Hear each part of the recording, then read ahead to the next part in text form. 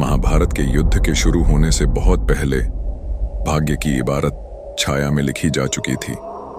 युद्ध की पूर्व संध्या पर जब सारा संसार सो रहा था, एक पुरुष जाग रहा था। वो था कर्ण, एक अनसुना नायक, एक राजा, एक अज्ञात भाई, एक वीर जिसे नियति ने शाप दिया। उस रात एक आगंतुक आया, एक गरीब ब्राह्मण का वेश धारण किए। वो कर्ण के सामने झुका। हे दानी राजन, मैं भिक्षा मांगता हूँ, मुझे अपना दिव्य कवच और कुंडल दान करें। कर्ण ठिठक गया। उसने उस व्यक्ति को चेहरा नहीं लेकिन दिव्यता की आभा से पहचान लिया। वो था देवों के राजा इंद्र और अर्जुन का पिता, कर्ण का सबसे बड़ा प्रतिद्वंदी। मैं जानता हूं आप कौन हैं देवराज, फिर भी आप याचक बनकर आए हैं। अपने पुत्र की रक्षा के लिए मुझे उसके शत्रु को निर्बल करना होगा। हाँ कर्ण, मैं छल कर रहा हूं, लेकिन तुम्हारी दानवीरता तो पहले से ही अमर हो चुकी है। कर्ण, जो सूर्य देव से उत्पन्न हुआ था, अवध्य था। उसका कवच और कुंडल उसके जन्म से ही शरीर का हिस्सा थे। उन्हें निकालना मतलब दर्द, रक्त और मृत्यु। लेकिन कर्ण मुस्कुराया। तो ले लीजिए देवराज, संसार जान ले, मैं सूर्यपुत्र कर्ण अपना जीवन भी दान में दे दिया। अपने नंगे हाथों से कर्ण ने अपना कवच और कुंडल शरीर से फाड़कर निकाल दिए।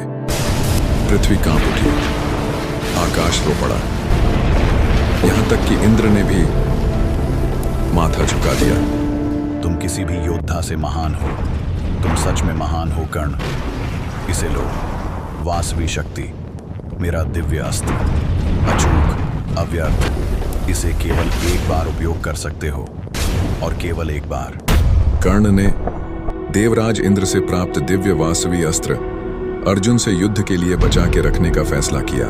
लेकिन नियति जैसे पहले ही अपना फैसला सुना चुकी थी, पत्थर पर उकेरी हुई एक लकीर की तरह वो एकमात्र दिव्यास्त्र जिससे अर्जुन को हराया जा सकता था, कर्ण ने उसे नहीं चलाया। उसने उसे बचाकर रखा घटोत्कच के लिए, क्योंकि उस पल दुर्योधन की जान बचाना ज्यादा जरूरी था।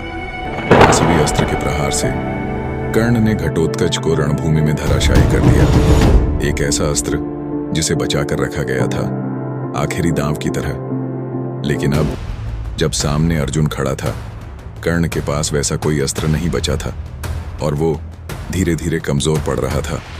ऊपर से गुरु परशुराम का श्राप, जिसकी छाया अब उसके भाग्य पर पूरी तरह मंडराने लगी थी। ध्यान डगमगाने लगा, स्मृति साथ छोड़ने लगी। रणवीर कर्ण अपने ही कर्मों के बोझ तले दबने लगा था। और जब समय आया, वो निर्णायक क्षण जहां भाग्य और वीरता आमने सामने खड़े थे, कर्ण मरा।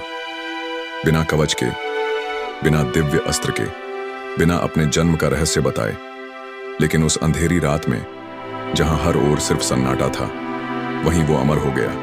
अपने त्याग से, अपने धर्म से, अपने अंतिम सांस तक निभाई गई वफादारी से। संसार अर्जुन की विजय को याद रखता है, लेकिन कर्ण के बलिदान को नमन करता है।